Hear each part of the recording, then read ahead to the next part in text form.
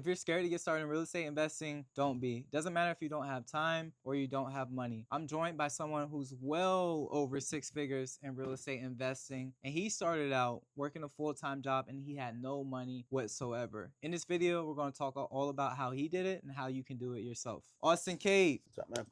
Great to have you on. Yeah. Great to have you on. My name is Chris A. Williams, real estate owner, investor, and entrepreneur. And let's get into it. So, Austin, how did you start in real estate investing? And first, how did you even find out about real estate investing? Did you grow up around it or have family members? No, I never had anyone in real estate investing whatsoever. Okay. I've just, same thing, seen videos, shorts, watched people. I was always open-minded to things. Yeah. I never was the 9-to-5 kind of person. I did it for a long time, though, because of being scared, right? Okay. But I'm just open-minded and just trying to learn about how to be financially free. Okay, gotcha. And you were saying you were doing a 9-to-5 thing. So what were you doing as far as your job goes? I hopped job to job, construction. I worked at grocery stores, and then I joined the military for 10 years. Okay. I was very good at the military, very successful, made rank fast, but it just wasn't for me. I was away from my family, spent months away from my family at a time, and just wanted to figure out how can I change this. So you went from military to getting into real estate investing. Yes, right. How did you balance the two? Because military is, you can't just take PTO or nothing. If they send you to, I don't know, Iran or something, you gotta go. So what if you got a project going on? I started real estate investing on shore duty, so it helped a little bit. Okay. It was more of a 9-to-5. We don't go on deployment, stuff like that. Most weekends off. But I had help. I had a partner, a friend, who's now actually the godfather of my children and stuff. Oh, wow. So just a very close person to me and helped me out a lot, guided me, taught me, and anytime I couldn't be somewhere, he was there for me. That's dope. Okay, so getting into real estate investing. So you said you had no background with it whatsoever. How did you learn about real estate investing? Was it a book you read? Was it a podcast you listened to? How did you really find out about it? So I was actually looking at selling my house to get my kids into a better school district. And when I was doing that, I called the broker of the brokerage that had helped me buy the house. I called the broker and spoke with him directly. And we had an hour conversation during that phone call where he kind of just was like, you're never going to make enough money off your pension. You're never going to make enough money off of your disability and all of those things combined to equal what you could make off 2 paid off rentals or 1 flip property, right? Just throwing numbers out there. I mean, I made $6,500 a month at the end of my career. And now I sell 1 average size home, and I make that much in a commission, or I flip a house and I make quadruple that. It made more sense to me. Got you. So he was like recruiting you on the phone call. Yeah, he was recruiting me on the phone call. He said he would teach me and I'd come work at his brokerage, and he kind of gave me a mentor and stuff like that. But he also is super big on investing. Okay. So it wasn't just the real estate side of things. He doesn't charge anything for me to be an agent working for him to sell or buy a list or buy a home for somebody. And he just was teaching me that investing is the most important thing. Okay, got you. So let's really talk about this investing thing. So what do you mostly do when it comes to investing? Are you heavy on flip? Are you heavy on wholesale, buying whole rentals? What do you mostly do? I'm heavy on fix and flip. It's what I got into. It made the most sense for me at the time. All the strategies are awesome, and there's a way to use them all depending on the property, right? Depending on the deal that you're doing. If you can't fix and flip it, maybe you could wholesale it. Maybe you could BRRRR it. Maybe you could rent it. Maybe you could Airbnb it. All these other things out there that you could do. I've stuck with fix and flip, and when I finish, every 10th flip, my goal is to buy a rental cash, renovate it cash, and keep it. Okay, that's good. And if you all are unfamiliar with those terms when it comes to wholesale, fix and flip, creative finance, rentals, anything like that, watch the videos. Click the link in the description and you can find out more information about that. So you're heavy on fix and flip. Let's get juicy for a second. If you don't mind me asking, what's the most profit you've made on the fix and flip? The most profit I've seen off 1 flip so far, because I have one listed that could be more, but has been about 74,000. Okay, word, 74K. All right. So for the people who don't understand how the fix and flip process works, how long did it take you to get that 74K? Did it take a whole year to get that return, or? Nah, we closed on the property in March and we had the property sold by June. So 3 months. So how long did rehab take for that one? 7 to 8 weeks, 2 months. Okay, so 2 months. You got pretty much went under contract like ASAP. Yeah, went under contract ASAP. All about marketing, right? 100%. Went under contract ASAP, and that closed within 30 days as average. So. Wow. Okay. So that's better than any 9-to-5 job. 74K in what, 4 months? You said? Yeah, do the math. I mean, that's 25,000 a month, right? Like, property. Yeah. So when most 9-to-5 jobs, you're not gonna pay that. Exactly. When you're able to scale and get those numbers up, and you get up to, let's say 6 at a time, which is where I'm at now, but you're looking at quite a bit more once you start selling these properties. That's major. Okay. All right. So that's the most you made. Have you ever lost on a flip before? Okay. All right.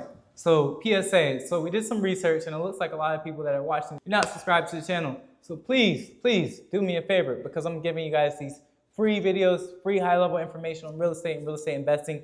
Please, just for me. All you gotta do is click the subscribe button to subscribe to the channel. Oh, also, just bonus, to share it with a friend who can find this helpful. Thank you. I have my first flip. I was just gonna ask you about that, your first flip. So, all right, perfect. Yeah. So number one thing, contractor is key. Contractor is key. Your contractor is your best friend. Your contractor is your workhorse, your friend, your everything, right? My first flip, I tried to do a lot of it myself. I brought in a buddy who knew a lot about doing the work. I thought I was going to save money by doing the work myself, but you don't, because holding costs. Forget about holding costs. So over the course of 6 months, almost 7 months, it took me to not only finish it, but sell it as well. So I lost probably about 15 grand on that. I didn't get scared. I didn't shy away. I still saw the check before all the money had to go to where it had to go, right? So just seeing the check kind of helped give me that reassurance. There will be a win, right? Yeah. And then there was, praise God, the next win was that 74K. Yeah, wow, that's major. And you may have lost out monetary on that one, but the knowledge you gained, that's super valuable. Like, exactly. And you keep knowledge for forever. So that's why I tell people, don't be scared to, do things. Don't be scared to spend money, because even if you don't make the money right back immediately, you're going to make it, because no one can take skills away from you. They can take everything else away from you. Absolutely. But they can't take away knowledge. They can't take away skills that you learn. And it's funny you say that too. Anytime I speak to somebody and I ask them how do they lose money on a deal, it's always that reason. It's because they tried to do the work themselves. And it makes sense when you first think about it. All right, well, I'm gonna go to YouTube, I'm gonna DIY it, and I don't have to pay this contractor $40,000 or whatever they charge. It all catches up. That 40,000 ain't nothing when they get it done in 8 weeks compared to you getting it done in 6 months. Exactly. Right? 100%. Yeah. And we'll jump back to that too, that first flip. I also did a lot of things that I was falling in love with the house. Instead of treating it something that was gonna make me money, right? So let's do this, let's do this. Every little tiny intricacy had to be perfect, you know what I mean? And it wasn't the way to do it. You got to do that thin line. Now, you shouldn't do no crappy project or anything like that. Exactly. Don't cut corners, but also you can't be super in love and be like 100% perfectionist. There's some things like it's fine with, ignoring that for a little bit. Things or just balancing what's important. Yeah, exactly. What's your biggest ROI items? Exactly. And then this isn't going to bring you any money down here, right? Exactly. So when you look at, as soon as you walk into a house, you want to fix all of your problems first. After your problems, then you're like, what am I going to remodel? So I'm going to remodel the kitchen. I'm going to do the bathrooms. I'm going to do the floor. I'm going to do a fresh coat of paint, because those things right there are automatically biggest ROI. Yeah. Now, if you have money left over, what do you want to do now? Do you want to wrap stuff in metal, or do you want to go and do this? I mean, just little tiny things after that. You're spending that last little bit of money that you already budgeted for to just put your final little touch on there. And what helped me out a lot is that I was already a real estate agent before I got into investing. So I had walked so many houses, probably thousands of houses with clients. So I know exactly what they're already looking for. Yep. And also, when you go under contract, you have a thing called the property inspection contingency removal addendum, where after they do the inspection report, they ask for repairs. So I already know typically the things that buyers are going to ask for. So when it comes to flips, I already know beforehand, hey, this is the things that we're going to get hit with on the inspection report. So let's make sure that we take care of those. Because for me personally, when the house is on the market, one of the worst things that can happen is a buyer releases from the contract. Absolutely. Because then you may not get a buyer for God knows how long at that point, and then your holding costs go up. So I always tell my contractors, hey, this is what's going to be on the inspection report. Let's make sure we take care of it, because I want to clean, or I don't want to have a 2-page pick or anything like that. So as you say that, the biggest things once you're under contract with a buyer, in my opinion, and I've always used this and it's always worked, is you do everything on the PICRA. You fix everything on the PICRA every time. It doesn't matter if it's another $3 grand out of your pocket. You're still going to make money as long as you're doing it right, and you're going to make sure you keep that buyer. Yeah. And that's the biggest part. Keeping that buyer is the biggest part. I agree with that. And I want to put heavy emphasis on that, because people don't do that. But I think a reason why people don't do that is because they lock up deals for too high. Yes. So I think where you really make money on your deal isn't at the closing table after you flip it. Where you make money is your original closing table when you're purchasing from the seller. You got to make sure that you have a good amount spread in there. Yes. Where, unforeseen costs we talked about earlier, things are always going to come up. If your numbers are pretty much where you're just profiting the bare minimum, and you haven't even opened the walls, you don't even have any unforeseen costs, you're probably going to lose out on that project. Absolutely. Man, my first one, rehab budget I thought was 45K, ended up being 90K. So, and I still profited very well in that. It's because I brought the deal smart. You're ceiling. Yeah. Exactly. And I agree. You just got to buy the deal smart. I always say, from myself, this again, because contractor's key. I have the best contractor ever. I would never trade up on my contractor. I look for 120K spread. Again, that's just me. Some people look for 150. Some people look for 200. I always look for 120K spread, and that's why honestly I can get most of my deals off the MLS. You were saying earlier, you know, you were an agent first, so you were able to walk all these properties. I started as an investor first, you know, so I was paying an agent. I was doing the whole 9, but I move faster than other people. Also don't like to rely on other people. Yeah, for sure. Plus, if I could save myself money, I will. So I went and got my real estate license. Now I can buy my own houses and sell my own houses. What a lot of people don't know too is, you know, most times when you're flipping a property with an LLC as the buyer. So I started an LLC. My LLC is the buyer of the property. I'm the agent for the LLC. So when I buy this property now, Austin Cade gets a commission, but Home Runs LLC gets the house. So I get a commission still for buying my own property, and Home Runs LLC still gets the house, and I still get to flip the house and sell it. So I make a commission on buying my own properties, which is awesome. I say it this way: if I can buy 2 properties a month to flip, I'm making, let's just say on average, 10 to 13 grand off commissions, and I'm still getting 2 houses out of it that I'm going to flip and sell. That's my goal. I try to buy 2 houses a month for myself. If I do more with clients, with investor clients or regular clients, that's awesome. But and that's all. That's super smart too. And that's why I do encourage people, like, whether you start out as an investor, get your real estate license. And if you start out as an agent, become an investor also. It's just multiple ways to make money. So for example, this flip, for example, when you stick your for sale sign in the yard, now you have a lead generation opportunity there. Now that's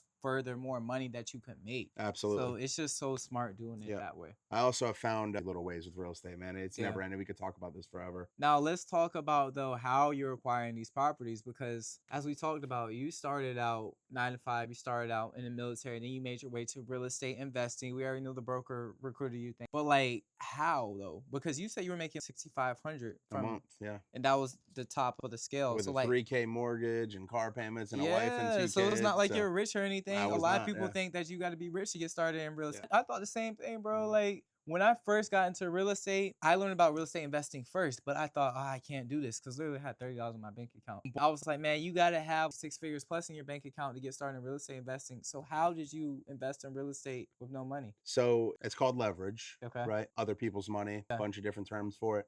But I reached out to several hard money lenders, which I found out about, just like using a bank for a regular mortgage, but instead it's to fix and flip a home. So it's these people out here who have an abundance of money who want to find ways to make their money work for them. And you see if you qualify. You tell them if you've done any, you tell them if you haven't done any. You might have a higher interest rate than when you start, and you work up. But anyways, I found a hard money lender, and I realized, oh, the hard money lender doesn't pay for everything. So what do I got to do now? I got to go find someone else that'll help split that difference. So I started out at 85% loan to purchase. For the hard money lender. So they covered 85% of the purchase price. They covered 100% of the rehab. Now I'm like, I only need to find 15%. And you put it that way, and it's like, it can't be that hard until you hear what the 15% is. Still not that hard, but you just find a friend or a colleague or another agent or a broker or somebody investing, just anything involving with real estate. There's all sorts of platforms out there. Pockets is where I found a lot of my investors at one point, and it's free. You know what I mean? It's free to go and connect with people. But I've ended up finding somebody that would cover that other 15%, and now I'm in this house flipping it with $0 of my own money. That's great. Let's talk about that 15%, right? So that would be known as a private money lender. And they don't have to be licensed, right? Nope. They don't have to do any background checks or none of that. Nope. It's just people. So let's say somebody, they got 50K in their 401k. It could be a private money lender. Exactly. Right? A parent, somebody who just... Or you could have a JV partnership with somebody. That's another way to do it, where somebody can just loan you money even if it's out of their actual bank account. For some reason, they got 80K sitting in there, and they're like, man, this 0.2% ain't doing nothing for me with all my money. Okay, I'm gonna loan you 30, 40, 50 grand, and this is what I want back in the end. And you guys just negotiate. I've gone as high as 20% on some of these gap lenders. But 20% on 40 grand, quick math, is $8,000. So if I make $60,000 and I got to pay out of my profits, I got to pay somebody 8 grand out of my profits. That's how I look at it. The end price, you're going to get all that money back with the sale of the house. And then you just think of what extra things have you acquired to get this, right? And my extra thing was that 20%. So now out of their 40 grand, I got to make sure they get that back, of course, but then I got to give them 8 grand. Now, if I walk away with $52,000, I'm not a mad person. Of course. Especially walking in with $0. Exactly. 100%. Okay, so let's talk about that though, because I feel like this is something that like everybody should be able to do. Yeah. Let's say I'm Chris from just down the street, but I'm working at Geico. I already know I'm real cool with my colleagues. I already know everybody's got 401ks. Now I don't have a 401k because I was on FanDuel. I spent all my money there. But all my other people, they got 401ks. They got like 50K. So how do I approach my coworkers and be like, hey, I've got this project that I want to buy, but I need 50K to fund the gap. How would I approach them with that? How would you suggest? All right, so this is how I did it the first time, and this is because with no experience, people get scared. Now, you can have some proof by showing them what you're researching, who's helping you. Do you have a blueprint plan? Do you have all of these things lined up and planned already? What you're going to do with the house, the whole nine, right? I had all of that planned, but I also didn't have experience yet. So the way that I got my friend to help loan me money was I split profits 50-50 with him, right? That's a lot of money. That is a lot. I go in there, I manage it, I do everything. I'm checking on these contractors every day. I'm setting these deadlines, and I only make 50%. But it's because I walked in there with $0. But now that I did that with him once, now he trusts me. He sees I can do it. Now we go down to 20%, or we go down to 15%. Or now I have that background showing that I flipped a house. That's the biggest thing, because now I send that background showing that I flipped the house to another investor, and I say, look, I flipped the house. Here's 50 grand for 15%. You get what I'm saying? And it's connections, man. Making that happen so you have that portfolio. You start building that folder up, and you can hand that folder off to other people so they can see, wow, he's doing this. He's making it happen. Yeah, you know what I mean? Yeah, 100%. And that's such a good point that you said, because when it comes like hard money lenders or even banks, when you try to get a loan when investment properties, they definitely want to know your experience. I know for me, when I was trying to do my first one, I was already licensed for 4 years, and I was a top agent. I had sold hundreds of homes at that point. And they're like, oh, nah, we're not funding you because you haven't done a project yet. I'm like, bro, I've been in real estate for all this time. I literally have a team. I have a brokerage. I know what I'm doing in real estate. I'm like, nah, you haven't done one yet. So it's all about getting that experience down. So I think for somebody just starting, that's a super smart way. Just partner up. And even if you don't make as much money up front, you're going to make it on the back end because you're going to get better terms. Exactly. And again, if you walked into it with $0, why be mad about 10,000? Exactly. Why be mad about 15? Why be mad about 20? You walked in there with no money. Yeah. You can't be mad about 5. You know what I mean? 100%. So that's just how I look at it. And also, like you said, you know, there are lenders out there that will lend you with no experience. There's lenders out there that want to see your bank account to make sure you can cover cash flows. There's lenders out there that don't give a crap about what your bank account looks. You know what I mean? 100%. Because they just care about getting their money back. They have a process set up to where, say something does go wrong, they're going to get theirs, right? You know what I mean? I just say the most important thing is having a process. The two most important things to even start before you do anything is having a proof of funds letter from a hard money lender to make offers, right? Facts. And then your second most important thing is to have a contractor lined up. Okay. Because when you go walk this property that you get under contract, when you do your due diligence period or whatever that, you go walk this property, you're not going to walk it and be like, oh, this 2x4 has cost this much. You're going to want a professional in there with you that's going to walk this property and say, this, and this is what I think you should do. You tell them what you think or what you want to do, right? You guys mesh together and they say, all right, I'm going to charge you 60 grand. And with that too, I also would say, make sure that you get quotes for labor and material, because I messed up with that one time where I got a price and it was just for labor. I'm going to stop you there on that one. My contractor right now charges me only labor. What I do is I do phone sales. Yep, exactly. So now I know I'm not getting marked up on materials. They go to Lowe's, they go to Home Depot, they go to all these different places. And that place calls me and says, hey, I got blah, blah, blah here. They're trying to do a phone sale for this much. This is what they're buying. And I'm okay, I approve. Here's my card information over the phone. And now I know I'm not getting marked up on materials. So me personally, I like that better. No, I agree. I'm the same way now. I do phone sales also. But the mistake I made was just thinking materials was included with the labor. So I was like, all right, man, this is and then what I'm saying is, like, people, you got to do your research on it. So it's easy. Just go to Lowe's. You can go online and just see, oh, it's going to cost this much, because you're 100% right. They will say, all right, to replace the door, it's going to be $2,500. What do you mean it's going to be $25? And if you don't know any better, you're just like, oh, this is a contractor. They know what you're doing. No, they trying to make their money too. So you got to be on your P's and Q's with it. And I mean, again, we live in a world of AI these days. There's ways to get average price. You could go on ChatGPT and say average price for this in this time frame. Now, do you want to do that for every piece of material? No, then go in there and say average price to fully flip a house and just add in a couple details of what you want to do to the house in this state that you're in or in the state and city that you're in. And they'll pull the numbers and tell you, hey, this is what the material is going to cost or something like that. What I did at first when I first started was, if I went over my budget, or not over my budget, but say we quoted our rehab at 70 grand, but I only only used 55. Mm-hmm. That's not going to count against me. Exactly. That 15 is going to go right back to the bank. Exactly. And it's not going to be taken out of my profit when the property sells. So Exactly. I always just go over a little bit anyways for contingencies and other Yeah. things you may run into that you can't see with your eyes. As you should. I Yeah. do the same thing. It's always better to prepare for worst case scenario. Because at that point, it's okay if you go all the way over. All right, well, fine, you're prepared for it. Versus, you know, if you don't, then it's all right. Well, you're kind of in a bad spot. Absolutely. What would you say is your top 3 advices that you would give to somebody who is looking to get into real estate investing? There's somebody like you. There's somebody who is transitioning from the 5. They're looking to really boss up their life. They don't have much money. What would you say is your top 3 things you would give them? Do it, do it, and do it. No, I'm just kidding. Okay. The first one is definitely do it. Don't be Okay. scared, right? Okay. Don't be nervous. I like Grant Cardone. I like all these big guys. I follow a lot of them. And you either take risks or you take orders. You get what I'm saying? So do it. You just got to go out there and do it, right? We are kind of accustomed and forced into this